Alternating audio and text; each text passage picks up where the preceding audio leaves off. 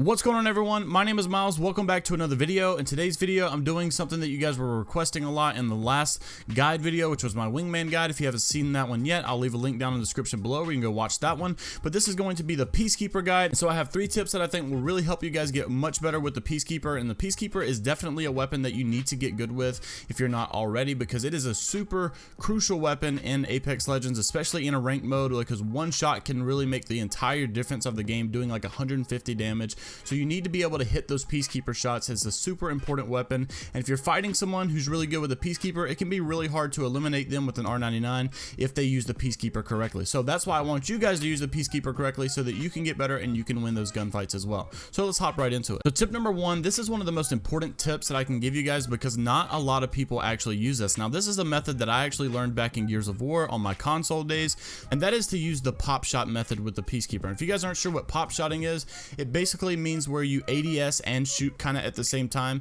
or maybe you ADS like a split second before you actually shoot. And what this does is it allows your target to be bigger, and so when you use this pop shot method, you're not fully aiming down the sights, but you're like almost shooting halfway between aiming down sights and the hip fire. So this is going to allow you to still shoot fast, but also it's going to allow you to hit more shots. You're also going to still have that little reticle of the shotgun blast on your screen to help you hit your shots instead of having to trust just the iron sights for the Peacekeeper. So you'll get that hip fire advantage of seeing the little ring and putting their body in the ring, but you'll also get the advantage of their body being bigger. So moving on to tip number 2, this is one I actually struggle with a lot, and that is to slow down.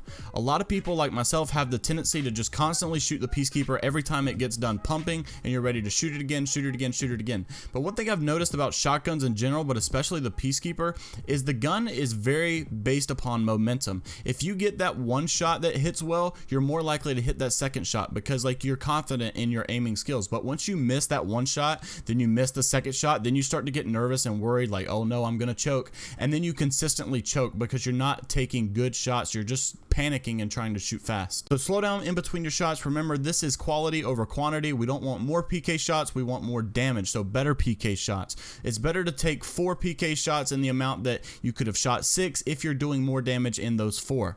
So take your time, don't immediately shoot after it gets done pumping unless you really are confident that you've got this kill. Then as you take your time and put his character model in your sights, you're going to be doing a lot more damage as far as 80 and 100 and 120 rather than doing those 14 and 11 damage shots. So the last and final tip that I have for you guys is to use the choke and ADS around corners. If you think someone is around the corner and you know that they're hearing your footsteps, you got to realize when you hear people's footsteps, they most likely hear yours.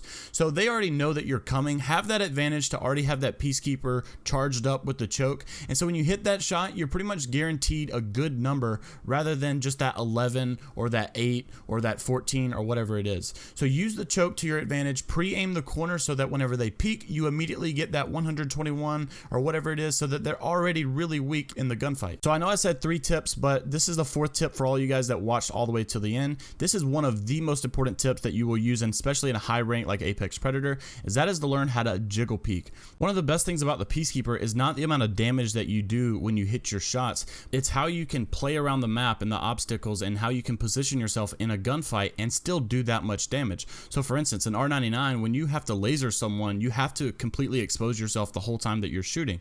But with the Peacekeeper, you can pop a shot and then crouch behind a barrier or go behind the wall and then come back around the corner and shoot another shot and then repeat over and over, so that if someone is using like an R99, you're not exposed to where that they can just shoot you that much, and instead you have the advantage being able to jiggle peek in and out of the obstacles. So that's all I have for you guys today. I really hope you guys enjoyed this video. If you did, make sure to leave it a thumbs up. Also subscribe to the channel if you want to see more Apex Legends daily videos like this. I have a bunch of tip guides and weapon guides and all kind of things on my channel that you guys will really enjoy, especially some new character leaks that I think are going to make some huge changes to the meta for Apex Legends and especially the esports scene. So definitely be sure to check those videos out.